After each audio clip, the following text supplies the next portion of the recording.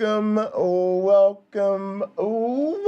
everybody to another edition of Hot Program. I am your host with the most, all the way from the East Coast. And as always, folks, I am in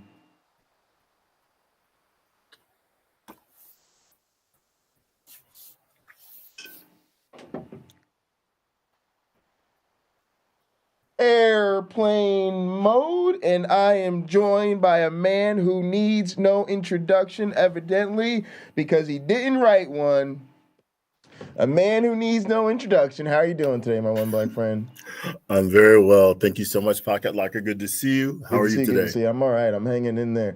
So today's video. So we did a video a while ago. I don't know if we did it on this show or on the stream, but it was called "What If Christians Were 100% Honest?" And it was a Jubilee video. Like a bunch of Christians went in with masks on, and then they were all dark, and then they were asked certain questions, whether they agree or disagree with it, and then they had to indicate yes or no. It was actually really interesting because, you know, the idea is that they have the anonymity so they can respond how they really want to respond, and then, you know, say how they really feel. It was a really good video. Uncle Bobby actually did a review of it as well this week. And I went to go check out if they had anything else interesting. And they had this thing on what if white men were 100% honest? Sort of like the same type of deal. And, you know, we've been not talking about racism enough in this community as far as I'm concerned. We've been dealing with a lot of racism, but we haven't been talking about it. And certainly a lot of us feel like there's a demographic issue in our community. It's not necessarily everybody's bad, but the community's got a lot of white men in it, and most of the atheist YouTubers we watch are white men.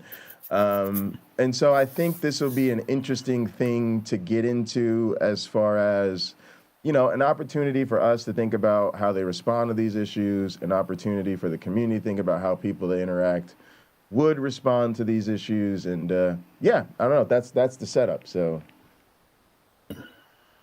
do you want to jump into it, or did you have anything to say? No, I think most of the population in this country is in the United States, in case you're somewhere else and you don't know where we are, is white people. So statistically, I think that's just what you're going to see. Yeah, and they're also the most segregated, according to some statistics I've seen. So really, yeah, they're the most likely to live. I mean, think about it. They move. I think it's on purpose, right? They move to areas with nice neighborhoods and nice schools, and due to everybody does it, right? But if they do it, you know, they end up by themselves due to, you know, historic factors. But yeah, there's been I'm not sure where that statistics comes from, but yeah, that they're, you know, school districts and neighborhoods are more segregated. You know, minorities tend to live around other minorities, right? All right, let's go ahead and jump into this. I think this is an old clip. Here we go. Brought together 7 strangers, protected their identities, and created a space for them to be completely honest. What will be revealed when they take the mask off? Also, Steph, if you want to jump in, that's cool. We're in gathered in the cafe. Everyone is racist, including me.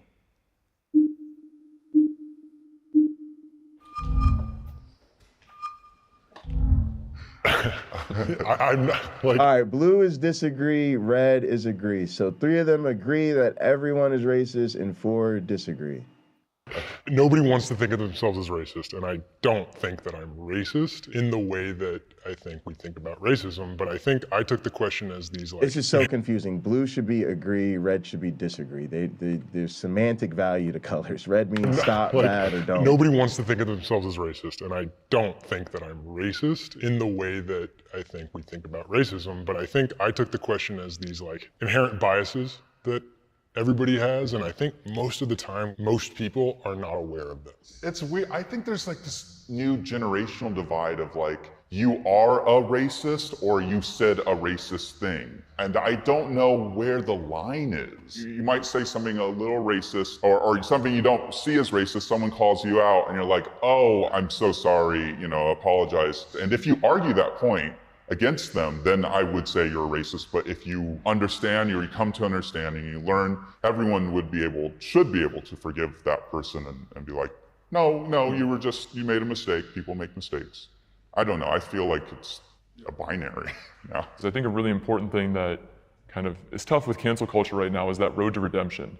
And so after you've said something wrong, how do you? All right. This is just weird, and again, it's all we're going to be talking about perspective, but it's weird.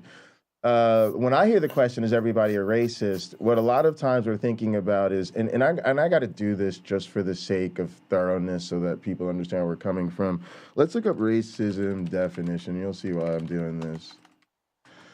Right. So the definition we get is prejudice, discrimination, or antagonism by an individual, community, or institution against a person,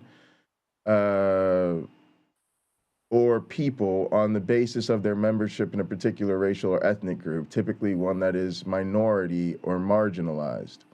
Right? So this is immediately going to be a problem for a lot of people, because for a lot of us, that last part, typically one that is a minority or marginalized, is a problem. And it means that just because a bunch of Puerto Ricans, let's say, don't like a bunch of Italian guys, a lot of people would say that you got to be dealing with a minority or marginalized group. So there's a distinction where I think when everybody says everybody's racism or it's a spectrum and we're all on it, maybe what they mean to be talking about is prejudice, and there's a prejudice spectrum that we're all on, but these are all going to get interesting. All right, here's another one quickly for you. Prejudice versus plus power. All right, now if you go to prejudice plus power, you'll see prejudice plus power, also known as R for racism equals P plus P, is a stipulative definition of racism used in the United States, often by white anti-racism activists. Patricia Bidal Padva first proposed this definition in a 1970 book where she defined racism as prejudice plus institutional power. According to this definition, two elements are required in order for racism to exist: racial prejudice and social power to codify and enforce this prejudice into an entire society. Adherents write that while all people can be racially prejudiced, minorities are powerless, and therefore only white people have the power to be racist. This definition is supposed to be is supported by the argument that power is responsible for the process of racialization, and that social power is distributed in a zero-sum game. All right, so that's what we're dealing with here, where a lot of times I think people who, again, and I brought this up because I did a video about Sam Richards, who my dog is named after, who's a sociologist of race that was one of my mentors at Penn State. And I taught and facilitated dialogues in the Race Relations Project, and that is the operating definition of racism, is prejudice plus power. It's what I also call the sociological definition. So what I'm experiencing here is also in a difference with a lack of perspective, in addition to a difference in perspective, is a difference in education, to where for a lot of people, somebody says something racial, white boys this, Italian dudes that, Jewish people this or that, and to them, they've conflated racial and racist. Whereas a lot of us that are, we're gonna be working on, from a feminist perspective, from a sociological perspective, from a political perspective, where our definition of racism is very different because it's been informed. And so this is another thing, sort of like evolution, where there's a technical definition of the term, and then there's the layman's version of the term. The other thing I think is really interesting is you see where a lot of these talking points come out, right? Because for this dude, the last dude that we're on right now, Johnny, to go straight into, well, one of the things with cancel culture it's just like really weird that this is where they immediately, these guys are jumping to a defensive position. They're asked about racism. It's immediately, well, well, every once in a while you say something, and well, where's the line between saying something and does that really make you racist? Is it a binary? In other words, the question immediately makes them jump to what happens to them when they say something racially insensitive. It's just a really interesting thing that, like, none of them are trying to take a step back and at least so far and talk about the bigger picture. It's all like the first thing that jumps to their mind is getting called out for saying something racist. It's just interesting. Did you have anything to add, my one black friend?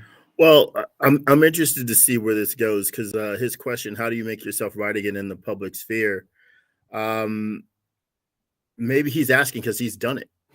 Maybe. Yeah. He's trying to fix something, right, that he broke or feels he broke in his life, or maybe someone dear to him has done so, and he's trying to, like, hey, what's the solution to get this person back on track and make them feel like they're a valuable contributor to society, or has that ship sailed and it's never going to be that way? So this guy might be trying to come to terms with his situation. Which is why I like what the other guy said. Like, if somebody points something out to you, deal with it, apologize, and move on. Most people think you're good. It's when you double down and refuse to. That's what we've been dealing with lately. We've dealt with some people who pretended they didn't realize, for instance, that a raccoon could be a problematic racial image. Then it turns out, well, that's what they did on our channels. Then when they went on their channels, they were like, we knew all along, of course, we got them, right? And then when the whole thing finally got brought to a head, like, well, how do we resolve this? It was like, we'll just change the fucking avatar, right? And it was, no, I can't do that. It's my favorite cancel culture, woke. It was all this, and it's to that guy's point. Like, well, this is the problem because you're being insensitive at that point. It's been brought to your attention, and you just want to continue to be insensitive. Well, that's why you're going to continue to have problems. But racism is cancel culture. What do you mean by that? It's a really insidious version of cancel culture. We won't even let you be equal. Right. We don't want you to think you're equal. We don't want you to have equal opportunity. We don't want you to live in our neighborhoods. For you. We don't want you living around us. We want you in prison. Blah blah blah blah.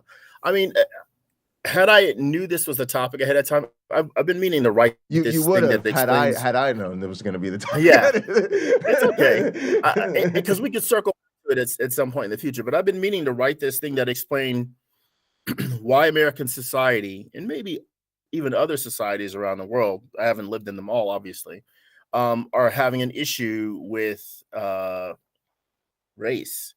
It comes out of, basically, when we look at the United States, when European settlers came here and they saw the Native Americans or First Nations people here, they thought, oh, well, some of them thought, not all, we can take advantage of these people and take this land from them because they don't deserve it. They're savages, they're animals, right? They made the mistake of thinking they were better than the people were here, and their greed reinforced their behavior. And so systematically they begin killing those people off, buying the land for cheap in some cases, which is probably a more honest thing to do than killing people. But we've all heard the stories. Sadly, I think future generations won't hear the stories of how these settlers would give blankets that were infested with smallpox to Native American tribes, and it would kill them off. They had no immunity for it, So, but over time, when the Africans were enslaved by other Africans who thought, oh, we can make a buck, or we're better than this group or that group, or they lost in a war and sold their captives, that sort of thing. Somebody thought it was okay to bring those people to further enslave those people or keep them enslaved and then sell them and make them work for free, blah, blah, blah, blah, blah. So in the United States, when you had things like slaves were seen as lesser people, the mindset that you can oppress them easily because they don't deserve to be on your level, because they're not on your level, or God made them differently. Hold on a second. I'm sorry, guys. I'm broadcasting. So because it's thought like, right, that's dyed in the wool. This is the way it is. God made us this way. God made them that way. And we're just better. So as slavery ended, as slavery ended, and sorry about the background, guys. I didn't tell them I was It's all podcasting right. today. As slavery ended and Black people could go ahead, and Native Americans who were enslaved too, were allowed to just be regular citizens again and just try to enjoy life to the fullest, right? Life, liberty, and pursuit of happiness. There were people who were against that because those people, again, they didn't see them on the level playing field. And so they took opportunity away, or they forbade them from doing things. Well, that made those people, some of those people in that generation and those generations, less happy. That made some angry. That made some not want to try as hard. Now, this is the foundation of a lot of the problems we see today, because you take a modern day guy who's growing up in the hood. I grew up in the hood. Who's growing up in the hood, who doesn't see his life having any prospects because he's not a good enough basketball, football player. He cannot rap, but he can probably rob and steal okay. If he thinks that's all he will ever be able to do in this society, because there's a group of people stopping him from sitting at the corporate table, right? Who will make sure he will never make it to the board of directors. So if you have this group of people who are looking to do that, right? We don't want him to go to a good school. We don't want him to go to a good college. If they don't want the best for that person, what they're saying is, we're happy to house you in a prison to keep you away from the rest of us because your behavior is not good enough. It's not safe, right?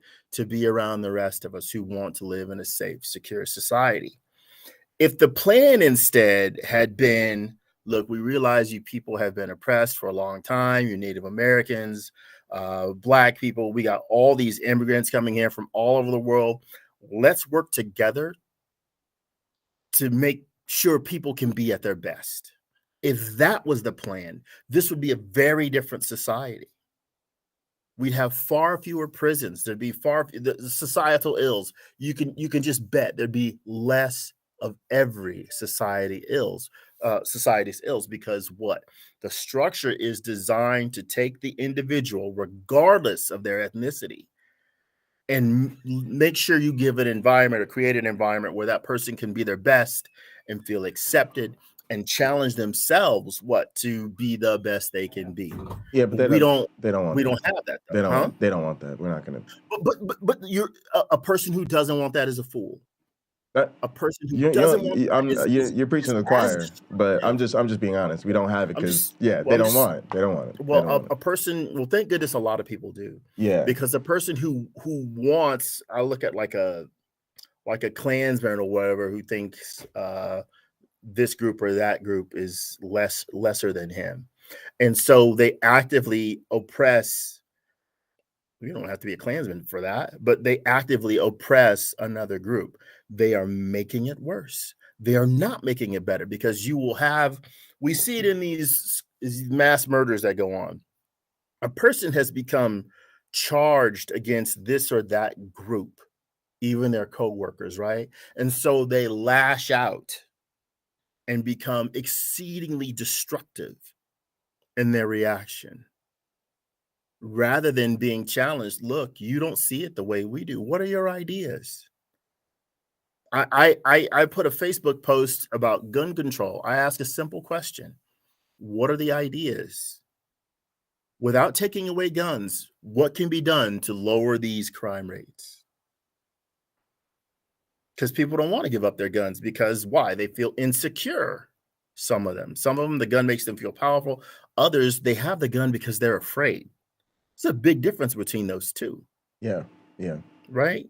Yeah. Now, somebody might, I guess there's the way where some of those people have a gun because they're insecure, but the gun makes them feel like they're a badass, or they can be. That person's probably more in the dangerous category than just the simple homeowner. Like, I'm surrounded by people. Well, yeah, because they're the person fantasizing about using it. All right, I don't want to get too off topic. Let's let this tape roll. Make yourself right again in the public sphere. At least personally, I feel like I don't see that a lot with cancel culture. Is if someone makes amends, there's now an acceptance like, hey, you did something wrong, but you're okay now, or at least better. I think social media kind of incentivizes against redemption, and I feel like it's just outrage. And I do think people do like the rush of anger. I don't think people really believe in redemption anymore.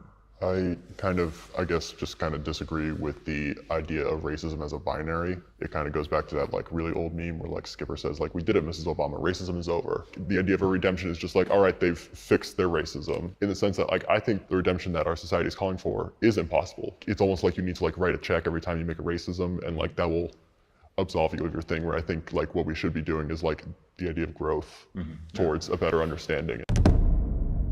I have struggled with I have no idea what that means. I have no idea what that means. No, I agree with that guy. A grow towards better understanding.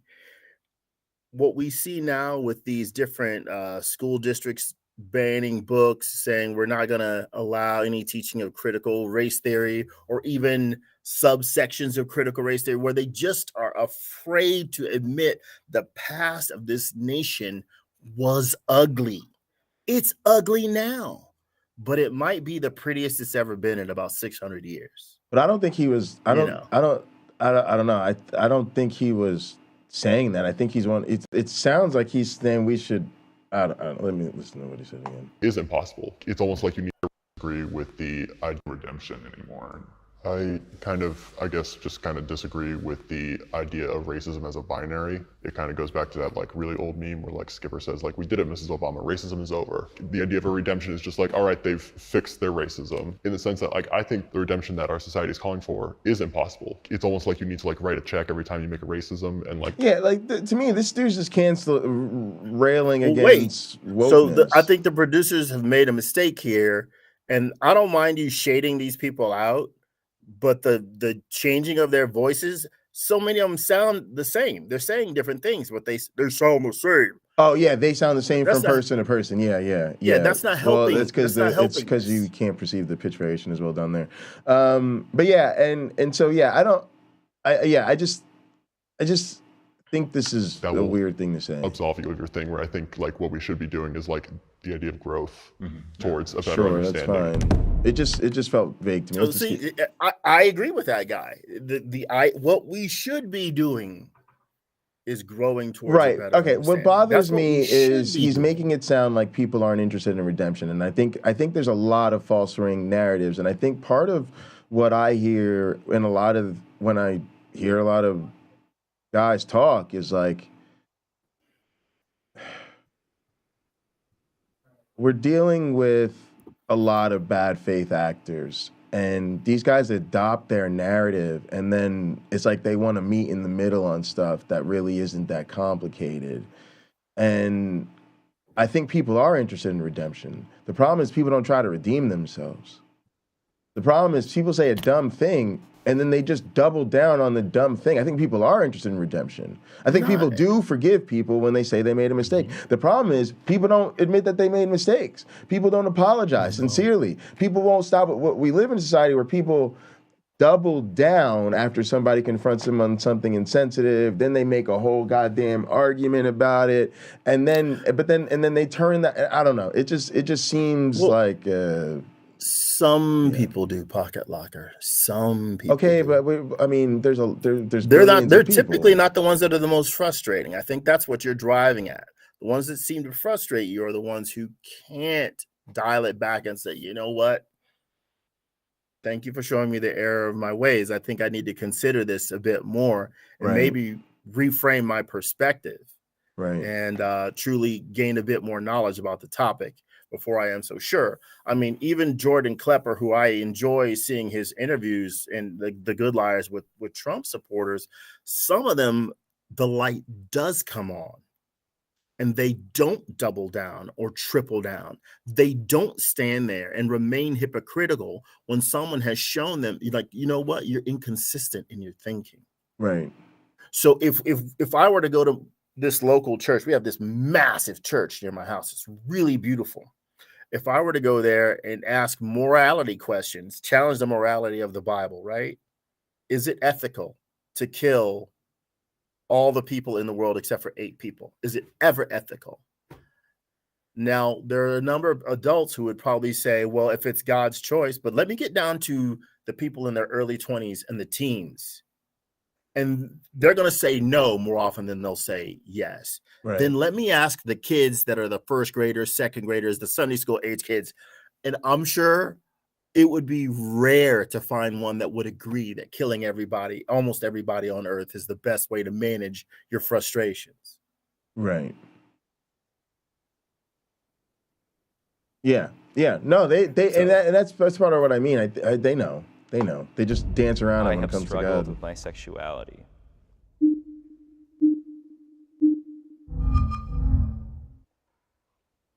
I felt an attraction to men really young, and but I didn't connect to gay culture at all. And I was like, I'm either straight or gay. It can't be another one. So I very consciously put myself in the closet, and I didn't feel confidence to like be my own person, obviously in high school. And slowly but surely, I started to come out to more people and talk about my experience and stuff. But people come out of the closet, that's one thing. That's the second step. The first step is like really kind of like acknowledging it and like loving yourself. And that was the hardest part for me. And I'm pretty good now. I'm happy and bi. Now, very comfortable with my sexuality, and I know it's a spectrum, but I think I'm, for the most part, straight. I struggled with depression for a long time, and I think one of the side effects of that for me was I fell into an eating disorder, and I got really skinny, and because I was struggling with an eating disorder, it made me, for some reason, question my sexuality. And I understand how messed up that is now. I started to ask myself, why did you associate that one with the other? And I think it was because it's just not largely talked about with straight men that we can still struggle with mental health and eating disorders. I have a very core memory, somebody might say, of me walking in to my house after the first day of first grade, and I'm just like, hey mom, I think I have a crush on my friend. And my mom kind of laughed, and she's like, oh, boys don't have crushes on boys. And I was like, cool, got it, awesome. Just put that in the back of my mind. Damn, and I'm still working with like the idea that if I have a crush on a man, that's not inherently disgusting, because what's more disgusting than a man wanting you? Or like you said, like connecting to the gay community, unless you fit like, it seems the tiniest of boxes, is really hard. And even now, like I went out last night and I had somebody that I kind of like caught my eye, but I had no idea how to approach that. It's like everybody else got like a manual and like 17 easy steps to not have social anxiety when in the club. And I'm just like, I guess I was sick that day. I didn't get that class. I didn't sign up for it on LinkedIn. Just, sorry, I'm using humor to cover it up. I went up to a guy and said, you're so handsome. And I was like, oh my God, that sounds like I'm an old woman. They're like, you're so handsome. Yeah. It's one of those things where it's like, oh, obviously don't say that, but it's like, okay, but then what do you say? Because like, do I not think that he's handsome? I don't know. Yeah. Have you ever been confused by consent before? I wanted to hear the rest of the dude stuff. This next one isn't. This is a poorly phrased question. I'm interested to see if anybody actually answers this the way they wanted to. Consent for what? Oh, we There have been know. instances where, in terms of friends, relationships, whatever, I can go too far because I misinterpreted consent, and just because people seem comfortable with something, you kind of go along with it. Yeah, I think the reason I said yes was just thinking very specifically about situations where both of us have been really drunk or something like that, where it's like, it's not one person's sober and the other person's drunk and the drunk person's saying yes, but if you're both drunk and both consenting and into it in the moment, and then the next day, like I've had like neither of us really consented. Is anybody in the wrong here? And so that's kind of what I thought of when I heard I've been confused about consent. It's not as much in the moment, but after the fact in that scenario.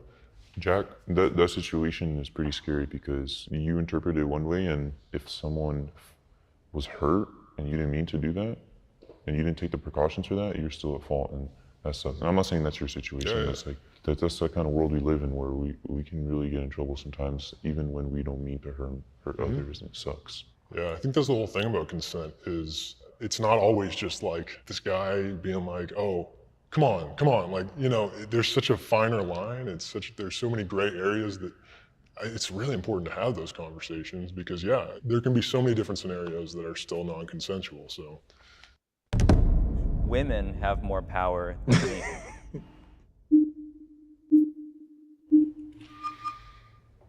Yeah, I definitely don't think women have more power, and I think some people might think that just because you're seeing a growing relative power that, you know, some men might not be used to. Now that women are kind of getting closer to being equal to some people that might feel like they're getting more power and they might be more powerful. And so I can understand why someone might, you know, perceive that as relative, but absolutely I don't agree that like women have more power. I think we're getting close. I think it's really interesting that he is articulating this so well with regards to sex and gender, and I would have liked to hear this be more clearly articulated when we started talking about race. And it's for some reason, like, I find that there's such an aversion to discussing racism. Like, we brought up race, and to me, it was immediately, they just put themselves in the position of a white guy who said something racially problematic, and let's take it from there with the defense, instead of like showing that you comprehend like differences in what's going on in society, differences in institutional structure, differences in, you know, wealth, economic, like there was no conversation about race. It was just like, all right, let me assume I'm a white guy, said something problematic, and let's talk about why is all this cancel culture? What about my path back to redemption? Like, I just would have loved to hear something like this. Yeah, you know, we got programs and stuff that are helping historically excluded populations, but overall, clearly, you know, just something like this. This was nice. Closer to equality at this point, where it's a work in progress. I don't know. It's like a yes and no question. I was harassed by a superior who was a woman at a previous job, like repeatedly harassed. I reported it to my boss, who was a white male, and he just laughed it off and said, you know, toughen up, Buttercup. When women are harassed, I think if I was a woman and I reported harassment, especially right now with Me Too and everything, CEO would see a huge red flag, a huge possible controversy, and like, I know there's definitely, you know, ways when that isn't true, but for me it was just like, we don't care. You're a man, toughen up. I don't give a shit. Like, she's a woman. She can't harass you. And it was really hard. I'm sorry. And I was really scared, and like, if I didn't have some, you know, good women in my life and some good people,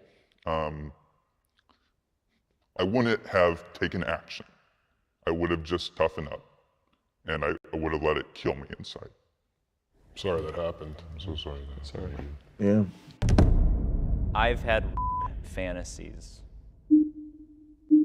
Weird, man. Oh, okay.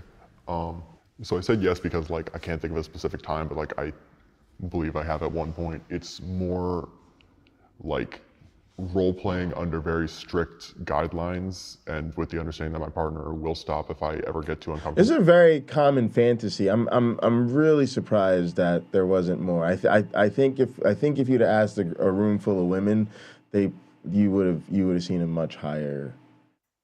You would have seen a much higher. Yeah, absolutely. Yeah, it's really common. Is there It's not women were 100% on I don't think it would matter that much. I think it's like, even if you read, it's a common plot line in romance novels. The difference is it's not someone that they're not attracted to. The idea is it's like the man you want that's just not gonna take no for anything. But you wouldn't have said no. It's weird, but yeah, I mean it's what was taught in college. Yeah, it's like it would come up in our class. Yeah, That's just surprising. Because again, I just think it's a common fantasy. I'm not saying anything about the actual behavior, obviously. In terms of like fantasizing, But that could be part of it. I mean, it makes sense that it's out of that men would be more aversive to it. I don't know. I'd really love to see a study on it. It's a type of thing I think would be a fascinating area of research. You probably want to do like quantitative and qualitative stuff. So you'd want to figure out like frequency and intensity of fantasies, and then compare it to say like small group discussions or long essays or interviews where people can tell you. But yeah, the way that our professor taught it when I was at Penn State was basically just saying that you see this a lot, and but it's usually someone that the person's attracted to. It's not like a weirdo off the street. Actually doing the very illegal and immoral act, no. But I think, like role-playing, or even like the fiction you read, or even like to a certain extent, as long as it's ethically made, porn, like it's exploring that health. And there's a whole consensual non-consent thing too in relationships. It's like a culture. It's yeah, definitely. I'm not gonna say more, but just the thing. Polygamy, I think, is valid, and it's something that I think I have done in the past. Yeah, I kind of agree with that. I explore it in porn, but like personally, no. Like it freaks me out too much. I do have like this kind of feel of wanting to be dominated by a man, or a woman. That's more in porn than like in real life. I feel like I'd be freaked out in real life if that happened. But so in this situation where you're doing this, like with your partner that you stated, are you the person that is receiving this idea of? You're saying, am I playing the role of the assailant or the victim? Yeah. Okay. The role I am playing would be that of the assailant. Of the assailant. In that. Okay. And my partner would be the victim. Due to like social anxiety and like just a lot of things that keep me like a more like docile and submissive person, I like exploring a more dominant side via power dynamics in a safe environment, obviously. When you're assaulted, like sexually assaulted, you don't have a choice in the matter, but when you are role playing it, you can say, like a safe word, and you have the control. Right. But when it's that control's robbed from you, it messes with you. I think that's the distinction with the role play. I feel like we kind of have a misunderstanding here. I at least think that it's really insensitive, at least, to be doing these role plays, because you will never be able to feel what these people feel, and like it kind of it's off shifting to know that that's something desired. I understand that, and like you can say no, like bro. I said, You can just be something like, sorry, I'm not into I've that. My fantasy kind of might come from like a position of privilege, and I think that's why I'd like to explore it in a healthy way to figure out like why exactly I feel that way. And I understand like from the outset, and even like as I explain it, it has the potential to sound like incredibly like jarring and shitty. The way you're explaining it though, like that's why I'm asking you questions, because I can instantly assume that you're a shitty person, but now that I see the way you spoke to me, and you obviously have some feelings about it that you've thought to yourself over time. So like I just want to I appreciate that. And I think that the way we handled it is kind of a good way to communicate with others and understand issues. I appreciate the way you ask the questions and stuff like that. Thank you. I have been abused.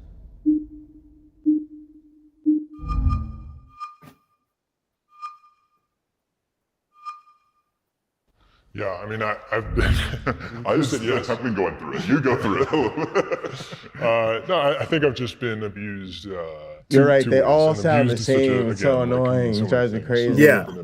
So the producers of this show, but not physically. I don't know if they noticed it or not. Definitely emotionally. It's like they put them all to the same exact pitch instead of just shifting. I don't know. They could. Well, you can't have them sounding like this, can you? I know, they sound like they're from the Lollipop Guild. It's really weird. I think they probably would have been safe to have their natural voices used. Yeah. And then been asked, we asked you 20 questions. Are there any of these that you would prefer to remove your answer from out of fear, that someone could recognize your voice and, and you Yeah. get punished for it somehow. They do this for most of them, but it's a little bit easier to keep track of who's talking. I'd have to compare this to the other ones, but yeah, it's driving me I've crazy. been abused as like an employee to an employer. Again, not sexually or physically, but just abused their power over me. As I talked about, I got harassed by an older female employee, and working through it, it's always a process. I don't know. My family, we've endured emotional, physical abuse from my father, and I'm sure a lot of people can, attest and say the same things. And he lives in a whole nother country now, so I don't really talk to him. And I need that guidance. When I'm going from 14 to 18 years old, that's like a really influential time. So it's really hard to have to deal with that on your own. The worst part was when I told him about some of the issues I have because I didn't have him because of the way he, hurt me. He kind of just said, yo, that's your fault. Like, you can't blame me for that and put it on me. I think this kind of ties into, I want to bring it in how sometimes I feel like as a white man, I can't really talk about my problems because you've always been taught to suck it up. And I'm sure all of us have been told that multiple times in your life. I'm really happy he said that. I think people, I don't give a hoot what color you are. You should talk about your problems. You find somebody safe that's a great listener, an active listener that you can talk about your problems with. I think one of the reasons we're seeing a statistic I heard is there's now been in 2023 more mass shootings than there have been days in 2023. What if someone had sat down and said, I'm having a real problem. I'm struggling with this and this, and I'm afraid of my own, the potential for me to act out, act my pain out, make others feel my pain. If it could just be known widely that it was okay to talk to someone who can help you process what you're going through, so you don't have to lift whatever. You don't have to lift a knife. You don't have to take your gun or go get a gun and some bullets and do something horrible. I'm glad he said that because it just absolutely should be okay. And I think from a very early age, people need to be able to understand that it is okay. It's hard for me. Practice of talking it through, huh? It's hard for me to hear him say it, to be honest. I get what he's saying, and I think it's a problem. People, there's the perception that men are not encouraged to talk about their feelings, and I think that perception is real. How well it maps to reality, I don't know. I certainly don't think it's a unique problem to men because, again, I just think everybody probably deals with that. Like, we were watching a great video on Gather about what it means to be ladylike, and that was the same thing. I mean, it was like you can't, but it's hard for me to hear because I feel like I deal with a lot of racism on the internet every day, and I'm constantly being people coming at me for showing my feelings. Like, a lot of what I've been doing with the last couple of weeks is people telling me, getting mad that I'm upset about racism, people telling me that I'm not affected by it, people telling me that I'm being a drama queen for saying that I've been affected by it. So it's just hard because I've been listening to a lot of white dudes who've just quite frankly made my feelings feel unwell. I'm just being honest with you. So it's just kind of like, no, it's okay. It's like if y'all are not comfortable talking about your feelings, who the fuck is? Because y'all seem to take to the interwebs and the social media all the time to let us know not only what you feel, but what you feel about everybody else. Matter of fact, I wish they would shut up about what they think about everybody else. But I feel him, right? If he was sitting in front of me, I'm like, yo, like you said, of course, man, everybody needs to talk about your feelings, and I get that he probably really does feel like he's been discouraged from talking about his feelings, especially talking about the abuse he's felt. Like, I don't talk about the abuse I've gone through for the same reasons. Like, it's not a comfortable thing to do. so I'm not trying to be insensitive to the man, but yeah, it's hard to hear. Just because a lot of this has been hard to hear. I don't even like the questions they were asked, but we're almost done, so I'll get to that afterwards.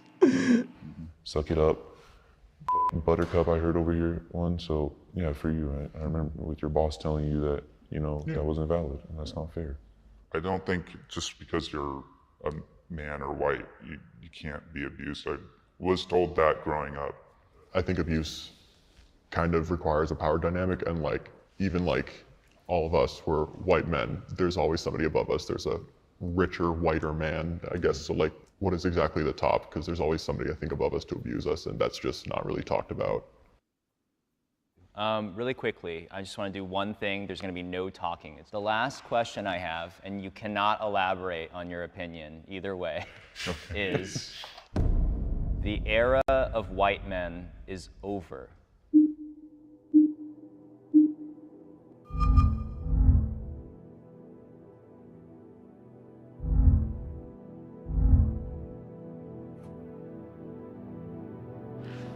Really wanted to elaborate on that. Yeah, that's a good I'm sure they did. I'm sure they did. So yeah, I don't think white people are going to be cast into the white men, whatever, are going to be cast into to put it in biblical terms, the outer darkness. Yeah, I mean, I think that's ridiculous. I think the current idea is for true unity and not to have all the divisions continue where they just don't benefit us as a society. Yes, each person, I guess it's kind of like the Borg, one of the greatest lines in all of fiction. We will add your uniqueness to our own. Beautiful line, very intelligently written. And that's what a society is. Each person's uniqueness is added to the collective society. But you work towards a common goal. And that common goal shouldn't be the destruction of this group or that group, the people in this group or that group. Maybe there shouldn't be a Ku Klux Klan because all those guys should realize we're not doing anything to benefit society. This is just anger club. They sit down and just be angry about this or that, but they're not helping anything. They're not resolving anything. And there are other groups that I don't even know their names. They're the same way. Just a bunch of people gather together and just be angry about the way things are, as opposed to someone saying, hey, let's get a plan, a non-destructive plan that will make our society a better place, our community a better place. One where people won't feel left out so they don't start a hate group that is enduring over, hundreds of years. Yeah, I don't know. I don't know. There was something dissatisfying about that. I wish they were asked harder hitting questions or given more direction on issues, because I felt like, I don't know.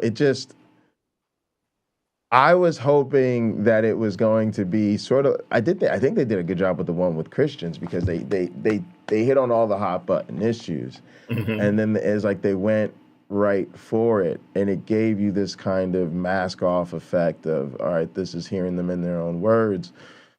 Whereas with this, I felt like the questions were soft, and then they took them all to weird places, and so I don't know. I don't know. I don't know. Somebody didn't sit right with me, but it's. You've already heard me criticize the questions weren't very good. Yeah, I think in some cases, and I think with a group like that, you can ask them. It would have been nice had they opened it up to the group to submit their own questions. Now that you've heard each other speak on this, do you have any questions for the whole group? Or something. Because then, or let some people of color ask the questions, or something. Because to me, the questions were just weird. They were just a little weird. Well, maybe they went around the office to get the questions. I don't know. Yeah, I don't know. I'm not a television producer. It's not what I do. Not my world. So, but I think society needs to have conversations like that one. I think they're very important. One of the things I've been looking into recently is the school board meetings. Maybe not why you think. In my area, there's a lot of open land, and now they're starting to build homes here. I don't know how much longer I'm going to own this house, but I don't want to pay a dime more for all the new schools that are going to have to be built. At least 3, at least an elementary, a middle, and a high school will need to be built. Well, I don't want my property taxes to go up for that. You assess that tax on these new homes, not me. So I want to be able to say that, right, to the county board of commissioners and all this stuff and the school board. Like, let those new people pay for that. I'll continue to pay for the stuff that was here when I got here. But I also want to know what the parents have to say about the educating of their children. And I was surprised to see that in the sort of the rules of conduct for attending these meetings, you're not supposed to put another person down for their religion, for their ethnicity, their how they identify, like male, female, what have you, non-binary, and sexual orientation. Like, that's not the issue. And so I'm like, if they could think of that here in Mayberry, where I live, why do I see so many videos where people utterly are disrespectful on those very same terms? How can it be that here in the peaceful valley, the people who wrote out I don't know what the meetings are like, but the people who wrote the rules got it right, and so many other people get it wrong? How can it be? Yeah, I don't know, but also I don't think you're gonna win on your tax thing. That's how this works. Like when there's more people, they build more schools and they tax people for it. Right, you can tax them more, but don't tax me more. They're gonna tax you more if you're in the district. If it's LA unified, where it's all of Los Angeles, the impact on me is minimal. If it's just valley-wide here, the impact on me is not minimal. Yeah, because I pay more than almost all of my neighbors in property tax. I might pay more than all of my neighbors in property tax because a lot of them have been here a lot longer than I have and paid a lot less for their homes than I did. So we'll see. All right, let me go over to this other video. I think is actually this one's really great on this, and it's sort of where some of that statistics came from about segregation. Mm-hmm. All right, let's share here. I think that's the right one. Yeah.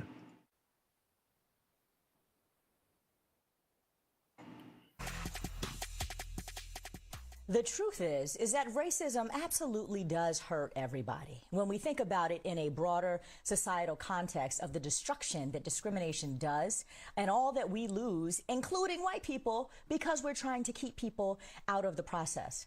I am always just so confused, but psychologically curious about what is going on inside of the minds and hearts of white folks who are good people that still succumb to stereotypes and bigotry. Right. Now, this is the thing. I have no idea how much those guys that we just watched get this. Do they understand that at the top of the power structure is still white men? And again, it's weird that they hit him with that one question that was worth elaborating on. Is the era of the white man over? But that's the one question they couldn't elaborate on. I mean, it was a weird. I feel like a little bit clickbaited, but it also just felt a little bit like this is the problem with white men. You can't even provide a mask off anonymity moment and really ask them the challenging questions that need to be asked publicly. It's weird, but I would have liked to hear them vocalize an understanding of what oppression, racism, down the list actually looks like and how it works in the real world. And I don't know that they know. And I don't think they do. It seems to me they think racism is about cancel culture, and they're going to get mad because they posted, a problematic comment on social media. And it's like, is that what they think this is about? Racism is the original cancel culture. I'm telling you, it's the original cancel culture. I mean, it is, but I don't even go there. Bias in their soul and how they get there, because they don't really mean to be there. I recently sat down with that's what they're not talking about. Chair and New York Times best-selling author Heather McGhee, who breaks it all down and really speaks empathically about what white people might be experiencing in America. Take a look. So, Heather, I often think about the what turned out to be a beautiful encounter that you had with Gary from C-SPAN, where he called in and was obviously, trying to rationalize or deal with his feelings that he knew were racist, and you had an interesting interaction with him. And I think about this so much right now because we're seeing so many instances of white people having a reckoning where, they're like, oh, whatever, what I believe is what I believe. And then they kind of realize, oh, maybe I'm racist. And then, are trying to figure out some tools and resources to deal with that. So I wanted to start off by asking you, for those of the viewers who have not heard about your experience with Gary, if you would just start off by giving us a little synopsis of that caller and what happened. So this was 2016, Aisha, and I was on C-SPAN on a live television show that has callers. And I was talking about what I talk about, which is the economy, jobs, taxes, student debt, wages. And yet I'm a Black woman, right? So race is always on the agenda. And so one of the callers called in and identified himself as Gary from North Carolina. And his first words were, "I'm a white male and I'm prejudiced." Now, Aisha, this is live television, right? So I just have to react in the moment, listening to hear him talk about Black men and drugs and gangs and crime. And I'm like, okay, here we go. But you got to fix your face, right? Fix your face. And I'm listening, but I hear something in his voice. And by the end of his comment, he says, but I want to change. And I want to know what your guest, meaning me, can what advice she can give me to help me become a better American. So when he said that, honestly, something cracked open in me. And I thought, you know what, this is an opportunity. He really wants to change. And he knows that somehow being less racist will make him a better American. So this is making me think of racist dads I dealt with growing up, or racist parents in general, because, boy, it was moms too. Sometimes the moms were worse. But there were some of them that sought to get to know me and change their tune over time and became real allies. But it's again shit I shouldn't have had to been doing as a child. And I can get with that. So I said thank you for admitting your prejudice, because so few people do, and it's very powerful to do that. And then I gave him some tips about how he could sort of integrate his life and unlearn some of the brainwashing that people have in this society of all backgrounds, frankly, the anti-Black brainwashing that goes on. And so that exchange between Gary and me went viral. It was seen tens of millions of times. I ended up meeting Gary, and he ended up really going on a path in his own life to become less racist.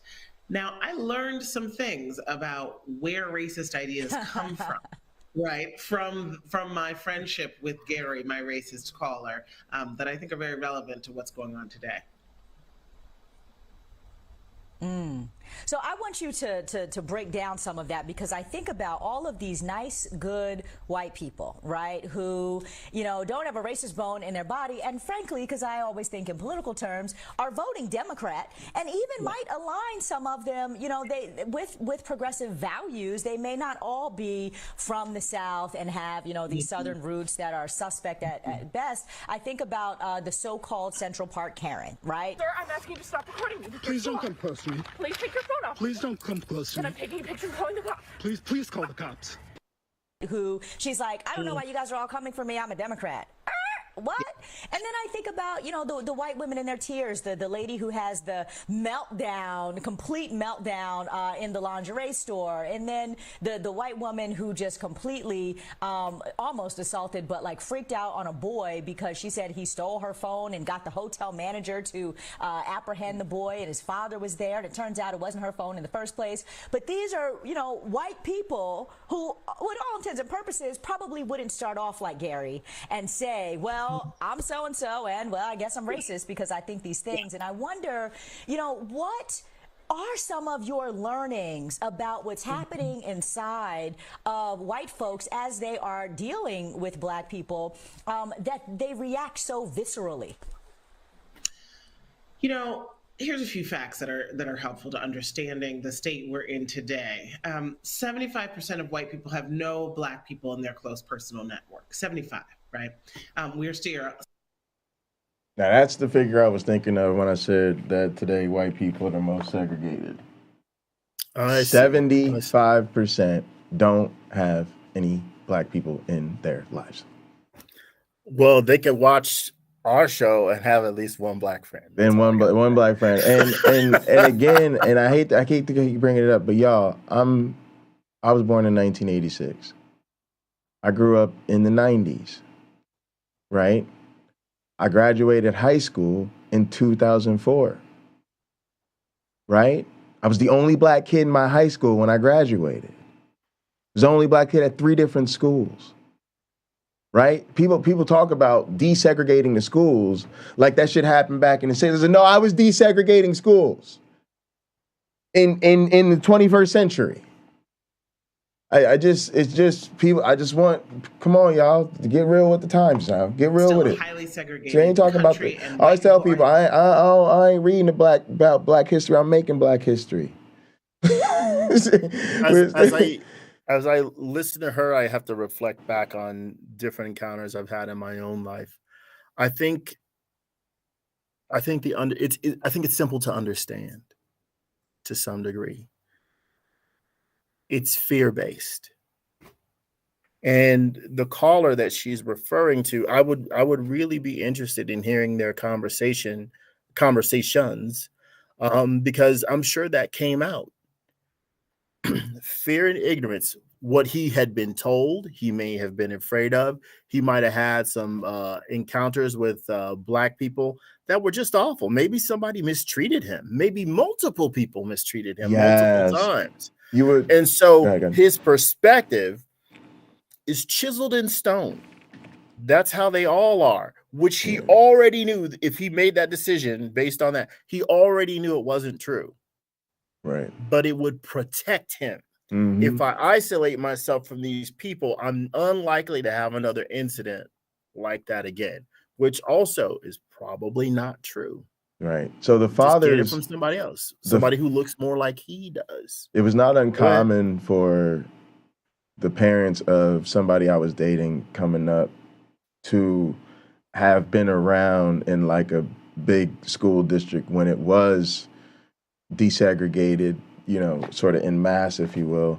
And there was a lot of race riots. There was a lot of racial fighting, right? It was always like, and so that history, is what made them, it was like their justification. It was like, you have to understand, I'm not racist because I'm a bad guy. I don't want you dating black guys because when in my high school, the black guys and the white guys were just, at each other's throats constantly. But that was how they justified it. It was like they had that fear response that, we cats and dogs don't play in the same pen type of mentality. And yet you can watch YouTube videos of cats with dogs. Yeah. I think it comes down to, like Gary, the caller, did for her. Gary wants to come out of his shell. Gary is smart enough to know he's cutting himself off from a lot of he could have more beauty in his life if he weren't so cut off. I had an incident when I was 16 years old. I was going to the National Junior Classical League in Indiana convention in Indiana, Pennsylvania. And so me and some other people, or some other Latin students, the language Latin, not like we're Latinos or something. We got on a bus and boom, off we go. And we're traveling across the states and we stop at this hotel. We're going to stay the night at the hotel. So me and a bunch of my new friends, some of these people I think maybe only one or two of them I'd ever met before. We go and we're hanging out, we're having a good time. And my roommate, Mike, and I had the door to our hotel room open. And our friends had just left. This truck pulls up. Not a tractor trailer, just, pickup truck pulls up, and this man gets out and he sees me and he storms into our room with his dog and closes the door. This is exactly what you don't want to happen. But it was whatever. I'm Mr. Let's call it a victory. He then introduces himself and his dog. He says, I want to talk to you. I'm 16 years old. Generally, the people that want to speak to me are purchasing a bicycle, or they want me to make their biscuits and gravy instead of somebody else, or they want me to make their food over at the places that I work. Well, I want to talk. That's what that meant to me, or they're happy about something I did. This was a completely different tone that I'd only ever heard my mother use. So I say, sure. Now, I've heard of in events like this, just remain calm. And the calm person generally controls the conversation, not the loudest person. So, okay, I sat there and Mike was sitting on his bed like, what the F is happening? And he's wondering, should I call 911? What's going on? Neither one of us, none of the three of us, except for the guy, he knew what was going on. We didn't. It says, I have a problem. This guy had been drinking. You could smell the alcohol on him. I have a problem and I need your help. Completely changed the tone. If I'm recalling it right, the next words out of his mouth were, I don't like Black people. And then my inner monologue was, holy shit. How's this going to go? Because Mike isn't Black. The guy's got a brown dog, a dog with brown fur. And then there's me, the only Black person in the room. And he says, my daughter is in the military. He goes on with this story, how his daughter is in the military. She met a man who's a Black man. She fell in love with him. And she wrote to her father that he proposed and they would like to get married. And she wanted her father's blessing. I had to ask him, what's the problem with that? Again, I don't like Black people. I said, do you trust your daughter? Right. Yes, I do. Did you raise a good woman? He goes, yes, I did. Well, if she finds him a good man, why wouldn't he be one? This man, myself, and I'm thankful to my roommate, Mike, even joined in the conversation. We must have talked for 2 hours. He never raised his voice again. He talked about the experiences, which were very few, that he had with Black people. And strangely, most of them had come from when he would go to clubs to listen to music, like jazz music or blues or country, and the band was Black. But he would go in there and he would dance around and with his friends, and sometimes he might dance with the Black woman who was there. But that would be like the length of the interaction. There's no taking one out to dinner later, nothing like that. But he spoke about how narrow his experience with Black people was. And it was out of his fear, his concern for his daughter, who is an adult, his ignorance, and to his credit, he came in that room wanting to kill his daughter and her future husband. And when he left, according to his own words and his tone, he was excited to meet this man and looking forward to his daughter's future with him. He said it. I'm glad I got a chance to talk to you because I wanted to kill them both when I got here. We can't be afraid, regardless of age, of having that conversation, knowing that it could be meaningful to people you will never know. Because this man, who knows how his life blossomed in a different way because he chose not to live out his anger. The actions he took on his anger and on his frustration was to seek understanding. Far be it from me to think I was the guy who was going to help him with that, but that's exactly what happened. So, as I have said before, everybody is an ambassador for better behavior in society. Everybody. So anyway, that's all I got to say about that. All right, let's roll tape. Appreciate you. The most segregated, meaning they are the least likely to live around anybody who is of a different background. So we're talking about ignorance here. And then, so the question is, where do people get their ideas about who Black people are? Right? Generations of racist stereotypes, all of them, virtually all of the anti-Black stereotypes that are in our culture today were created deliberately in order to rationalize slavery and Jim Crow, right? The idea that Black people are lazy, created as a justification for then chaining people, torturing them to force them to work, right? You have to have the idea that Black folks wouldn't want to work on their own. They're just too lazy, so they have to be enslaved in order to do so. The idea that Black people are more criminal, that allows for there to be a state of constant policing, which of course is a moneymaker. So it really all comes down to economic justifications, and racist stereotypes are those used to justify those economic policies and practices. But today they live on. They live on in our media. They live on in our nightly news, which overrepresents crime committed by Black folks and underrepresents crime committed by white folks.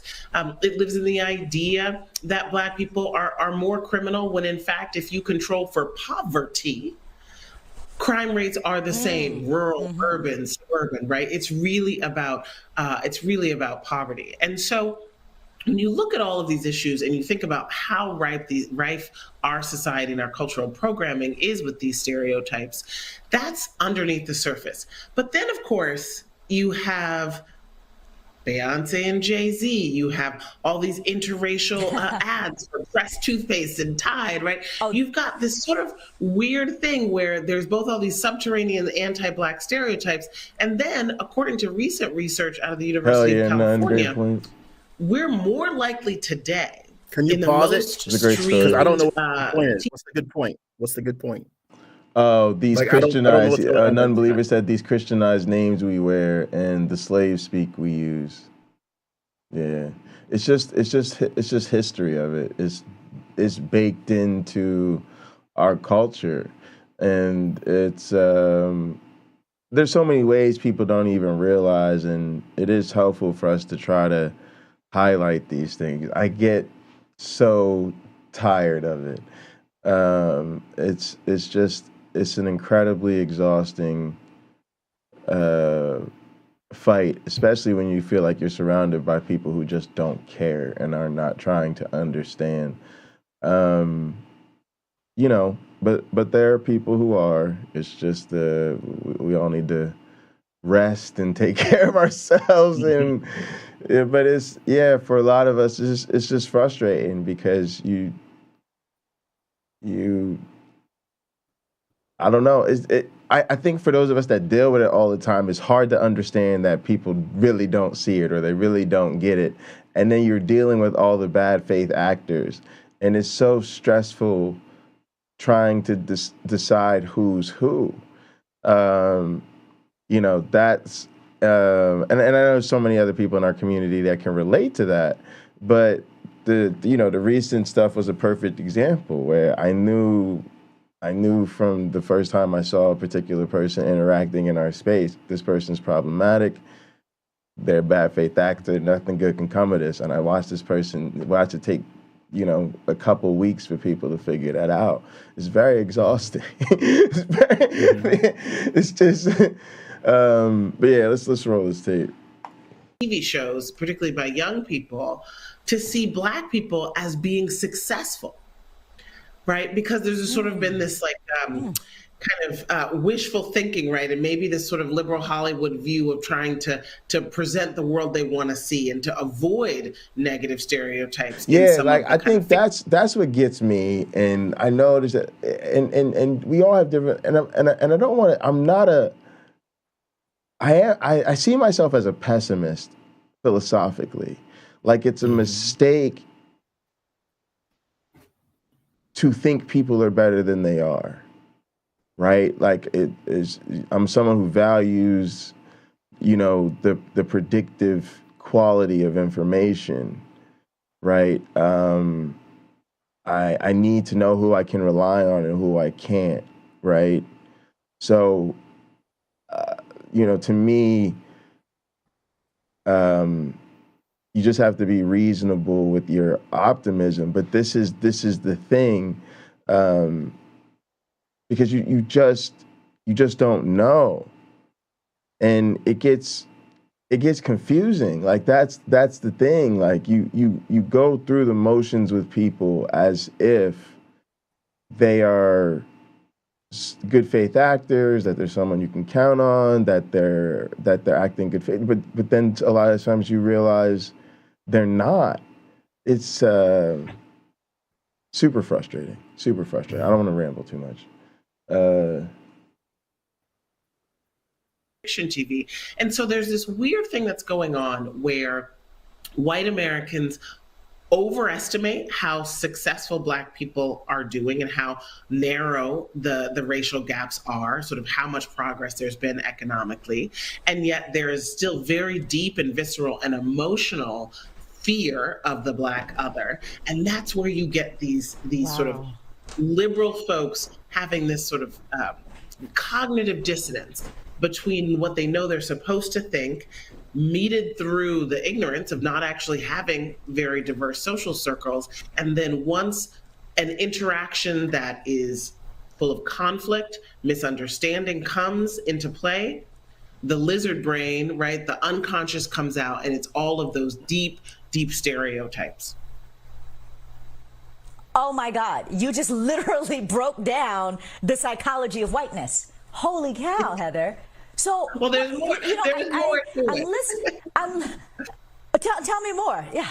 Well, there's more to it in the sense that, listen, racism is the original wound in our society, and yet somebody keeps salting it, right? So if you think about in whose interest it is for there to be these anti-Black narratives, these anti-immigrant narratives. It is in the interest of people who want to see white Americans vote against their own economic interests, as I write about in my book, The Sum of Us, want to see Black, brown, and white people divided, even when we have a lot materially in common, even though we all want clean air, clean water, universal childcare, healthcare, right? Better funded schools. Those are things that all of our families want.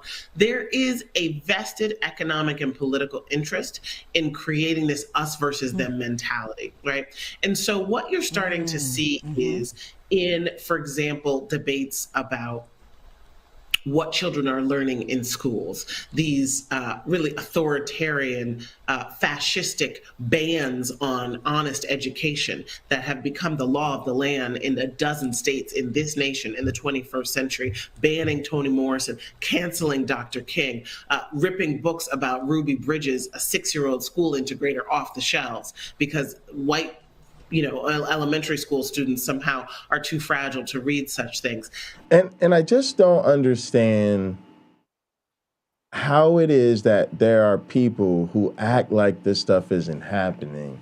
One of the things that I feel you have to do right now is you have to stand with our trans family members. They are being attacked in a crazy, powerful way that you just have to be living under a rock to not notice. And instead, we have fools that just are making content about it every day, debating people's identity, while their government in many places seeks to make sure they cannot live fulfilling lives.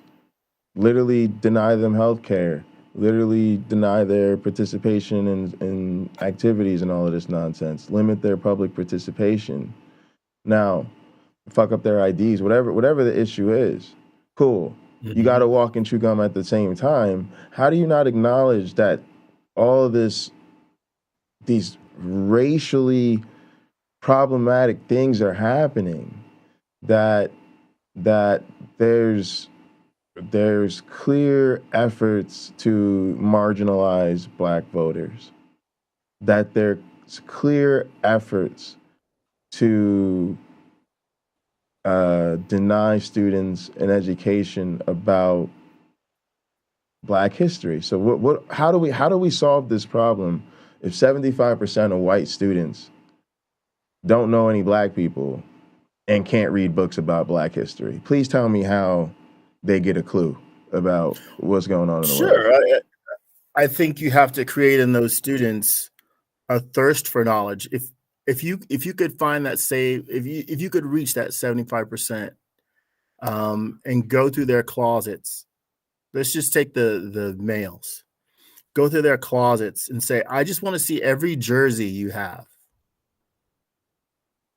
Chances are, I would be willing to bet, and at least 50% of those people, they have a jersey with a Black person's number or name on the back. They have role models. They may never meet Michael Jordan or LeBron James, or I may never meet Drew Brees or something like that, or Buford McClurkins or something. But there was something about that athlete that reached them.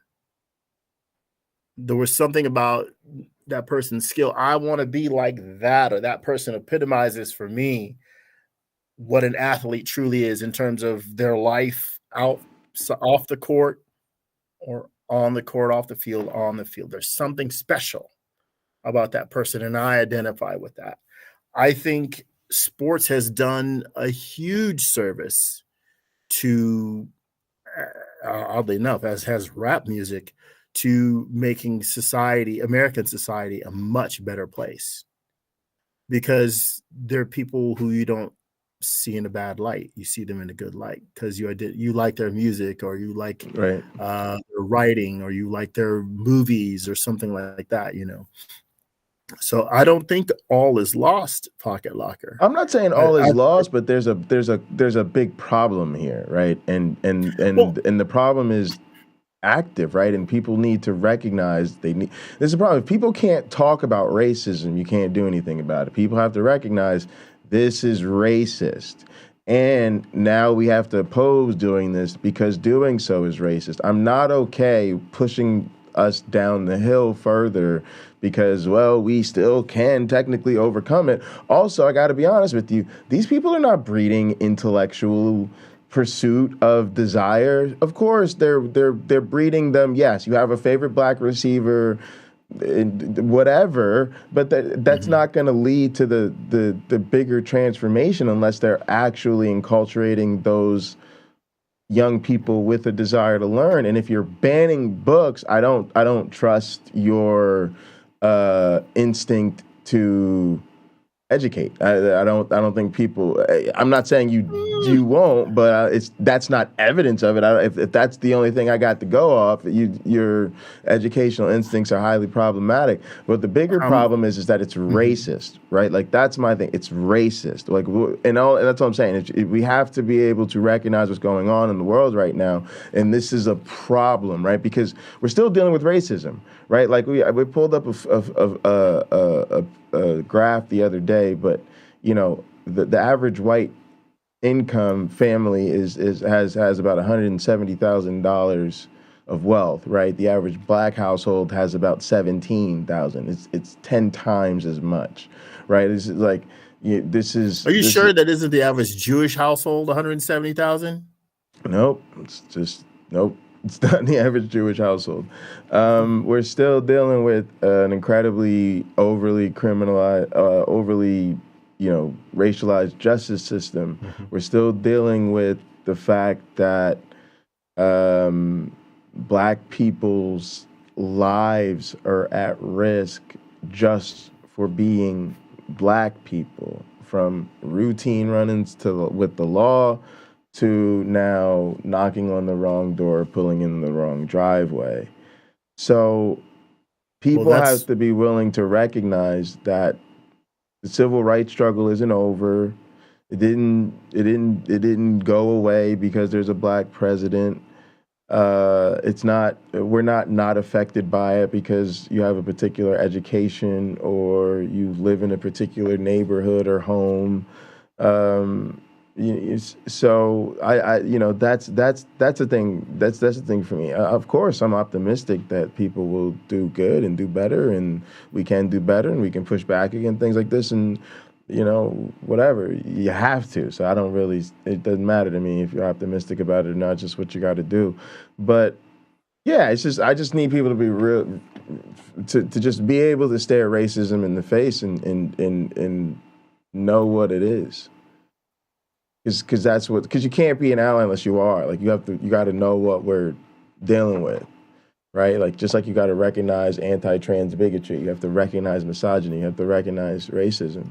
That's really about a core narrative of us versus them, of a fear that white elites, and in this case, it really is a conservative electoral strategy, are trying to drive into the heart of particularly white suburban parents, right? They're not going to the far right on this. They're really trying to cleave away white suburban parents from the multiracial coalition that has put Democrats in power. And they're trying to say, fear this integrated public school.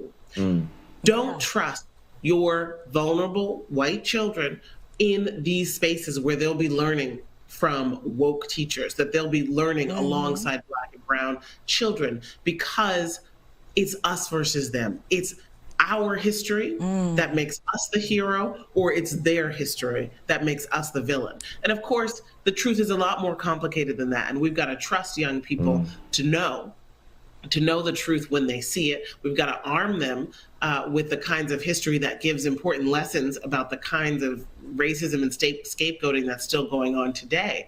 And so we've got to fight back against that. But that's really what's going on. It's us versus them, that ultimately the beneficiaries of that are sort of right-wing political and economic elites who want to rig the economic system in their favor.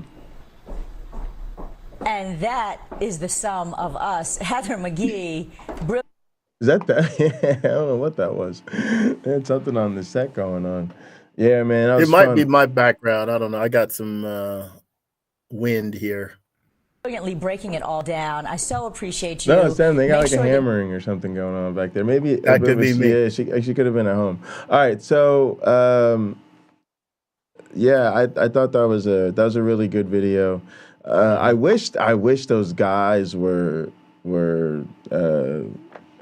wish they got into more questions like that, but it's all good. But yeah, that's where I got that figure from, the 75. I was trying to remember where I pulled that number from. Yeah, let me know. But that's interesting. That's oh, not the 75, the 170,000. That's more interesting. Oh, yeah. Okay, that's that came from a Sam Richards lecture. It's probably an older figure, but I think it was 2016 maybe or something.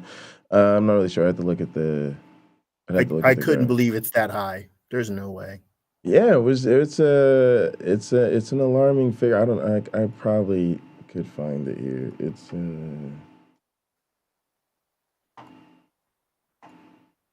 not that it isn't. It's just that, I haven't read that, so.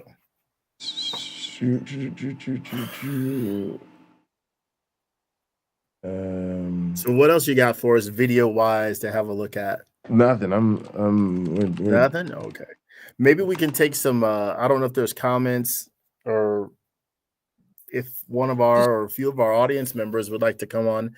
Maybe some of our audience members, regardless of their ethnicity, might like to answer some of those questions. So this is the in the first video. This is the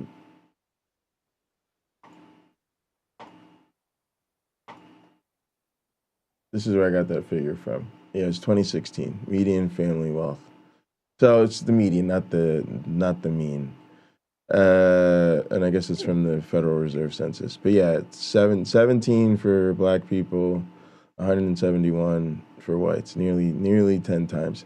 And this is just a powerful figure for people to think about, because this is you know what I mean? Like, this is right. So they're nearly double everybody combined, right?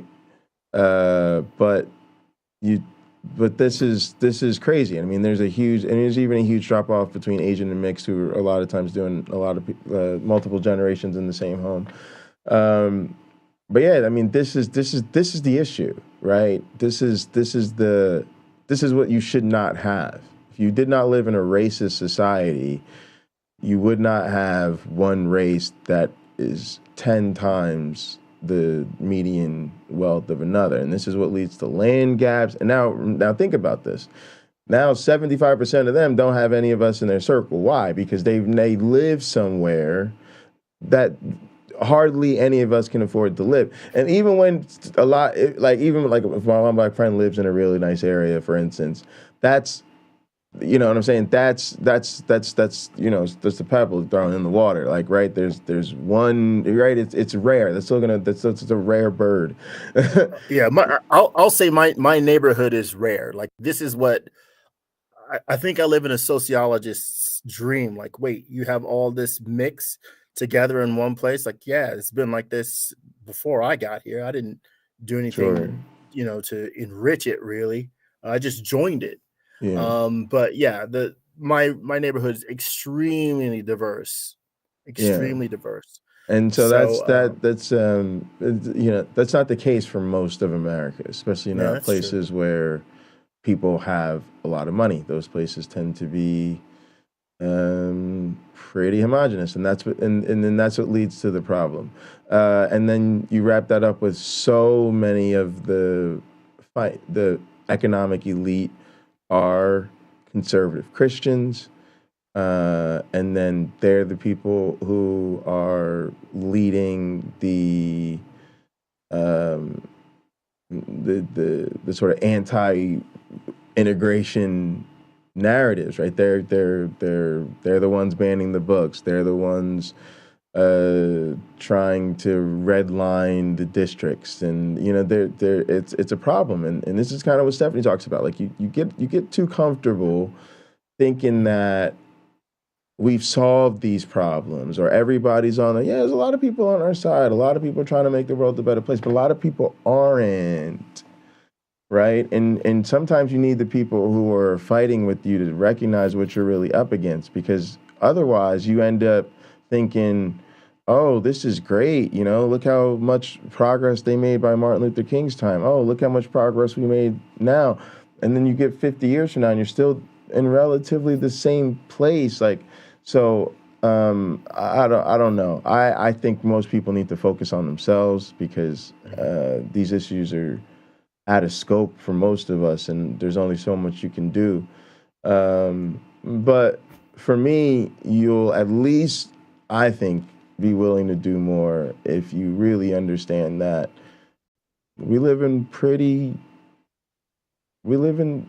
unacceptable times, right? We need to change the things. We really do. We really do. And it's funny too. Like, there's a lot of talk about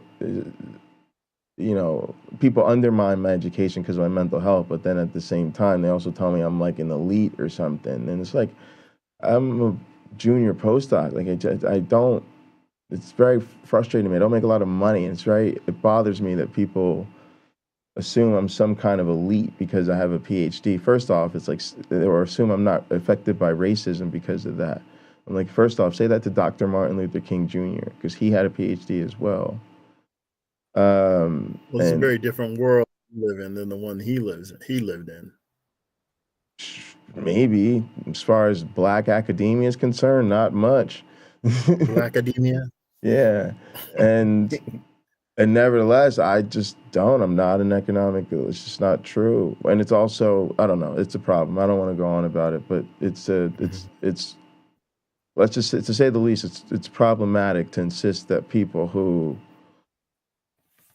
have certain things about them, like, oh, they're educated, or oh, they have a nice car, or oh, they live in a nice neighborhood, that they're not still affected by racism. I just don't even understand where people get off on that. But yeah, Well, go ahead. I want to comment on that. I think you can look at someone's circle, right? I had when I worked for Enterprise Rent a Car, I had this customer who was very wealthy, and he and I were talking, and he mentioned hanging out with his friends. Like, these are his old friends, like elementary school, middle school, high school. He goes, I want to go like take a trip here. My friends don't have the money to do that. And he was talking about how his friends didn't have his same means. And of course, money is freedom to some degree. Right. And I said, well, you have a choice. He goes, what's that? You pay their way or you get richer friends. And he looked at me and laughed. He goes, I'd never thought about either of those options. I said, just go ahead and do the things you want to do anyway. And you're going to meet people who are either that's their daily life or they're like you and they're at that level financially. Right. Where they can enjoy those sorts of things. Right. And this is whatever you do, don't get rid of your old friends. Right. You know, never stop hanging out with your old friends because they know you, they love you, and you love them. And you hit a hard time, well, the other multimillionaire, he might stop talking to you, but those guys never will. Right. And he just didn't look at it that way. He was not satisfied with where he was, his circle. So he sort of wanted to not be responsible for uplifting his circle. But I told him, I said, you got to be willing to educate those guys into your status, your financial status. And they got to want it, because if they don't want it, they're not going to get there. Right. They're just not. Right. You know, like I told you, I've said it on a hot program, I now give away less money than I used to. Right. A lot less. Yeah. Yeah. Because I'm trying to change a few things, you know, right. in my own life. I could be retired in 2 years, could be retired at the end of this year. I don't know. So it can't be as generous. Right. Right. Yeah. All right, man. Let's. Do you have any closing thoughts? I'm gonna try to get some food. I'm hungry. Oh, sure. Well, the issue of racism in, I guess, all societies, I've traveled around a little bit, has long fascinated me. And there are places, I think you have to understand this, in the world where American culture is hugely influential. Not always in a way that you'd want. I'm in downtown Tbilisi, Georgia. This is like 2013 or something like that. So Tbilisi, Georgia is not in the United States. It's in like Eurasia. It's way over there. Right. And a guy walks up to me and says, "What's up, my N-word?" And I was like, what did you just say? And this guy starts talking to me. Do you know Snoop Dogg? Do you know this? And he's asking me, do I know all these rappers and stuff like that? The culture went from here to there. There's a whole lot of nuance he never picked up on because it was never introduced to him. In this same country, me and some friends, we went to this town called Signagi. Signagi's beautiful. It's in the Caucasus Mountains, and you are high on the earth. It's way up there, and just beautiful. And as we're walking into town, me and my Georgian friends, I see crowds of people coming out of buildings. They're on their cell phones. And I'm looking around wondering what the heck is going on. Like, is there a problem here? Is there an emergency or something? And my friend Zuka, he says, see, in this hillbilly town, this tourist town, you are now the main attraction because the only black person these people have ever seen is like Denzel Washington or Will Smith. You're there, Will Smith. So, and he's making a good point. One I didn't fully understand at the time. when I lived in their country, I was there, 4 months, like 3 months one time and 1 month the second time. When I was there, I rarely ever saw a black person. Like even people from Turkey that were there were generally much lighter skinned. Like you'd think that was just a white person if you saw them. Most people would. So it was a very rare thing. So for them, it wasn't just rare, it was special. Because you could tell someone that I was there and they just wouldn't believe you. Like that just doesn't happen here. So there are all sorts of extremes, going to like Dusty Smith from the Cult of Dusty show, living in a neighborhood that is predominantly black. And for those of you who don't know Dusty Smith is a Anglo-Saxon American guy. He's been on YouTube forever and a day. But he talks about living in his neighborhood and how he gets along with his neighbors, but he grew up in a culture that was prejudiced, and that's not how he is. He had some rough spots, but the man he is today, he might be a good person to interview on this topic. The man he is today isn't like that. Right. He wants equality. If you're gay, straight, trans, whatever, ethnicity you have, it shouldn't be hard for you because you fit into one of those categories or you don't fit into another one. I think that's where most of us have to realize we need to help people get there. Right. I'm going to reiterate something I said. We're all ambassadors. We all are ambassadors, whether you want to be or not. So when you have an opportunity to guide someone into being a better person, do it. I don't know how you could how your time is better spent than that. So that's it. That's all I got to say, other than take care of yourselves and each other. All right, gang. Love you guys. Thanks so much for watching. Appreciate y'all for being here. We'll catch you next time. Next time. All right. Bye-bye.